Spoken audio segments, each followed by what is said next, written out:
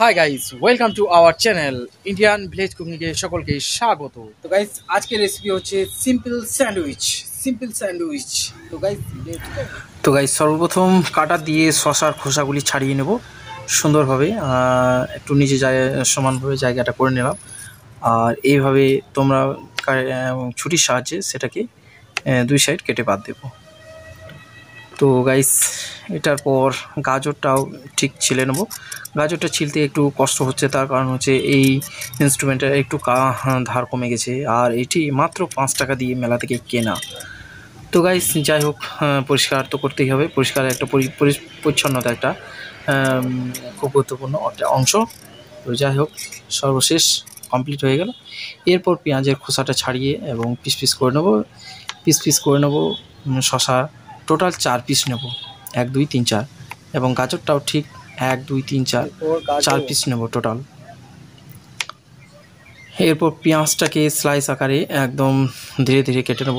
তার কারণ হচ্ছে এই ছুরিটার মধ্যে যথেষ্ট ধার রয়েছে, এই জন্য সাবধানতা অবলম্বন করতে হবে, কারণ হাত কেটে গেলে একদম ব্লক করা বন্ধ। তো যাই হোক, এরপর গাইস চলে আসবো ফার্স্ট রুটিতে।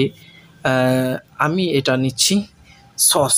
তোমরা জ্যাম নিতে পারো, তোমরা বাটার নিতে পারো, যে কোনো একটা এটা দিয়ে করা যেতে পারে সিম্পল স্যান্ডউইচ।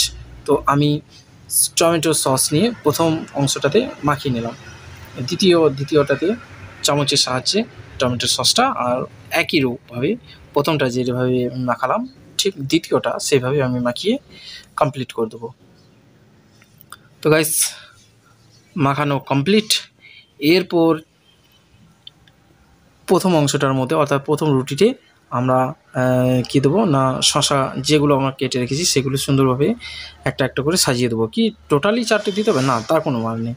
আমি আমার মতো করে সাজাচ্ছি, আমাকে যেটা ভালো লাগছে। আমি প্রথমে 3টি শশা দিলাম, তারপর পেঁয়াজ, তারপর গাজর, তারপর আবার শশা, আবার পেঁয়াজ, আবার গাজর, এইভাবে দিয়ে মানে সুন্দরভাবে নিজের মতো যেটা ভালো লাগবে দেখতে ঠিক সেরকমভাবে তোমরা সাজাবে।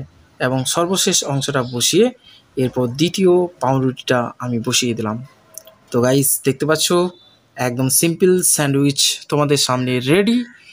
তো এইভাবে মাত্র কয়েক সেকেন্ডে বা মাত্র কয়েক মিনিটে তৈরি করা যেতে পারে মাত্র 5 টাকা। সিম্পল স্যান্ডউইচ টেস্ট করব। তো চলো গাইস, বিসমিল্লাহ।